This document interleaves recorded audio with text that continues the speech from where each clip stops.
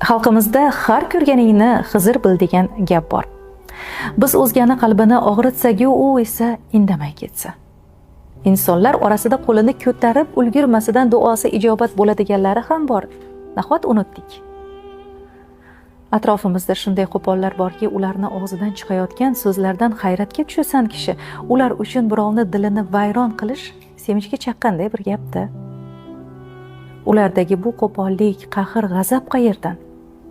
Nimaga qalbida atrofdagilarga nisbatan buncha isyon deb o'yga tolasan kishi? Qalb qotganligidan darakmakin bu?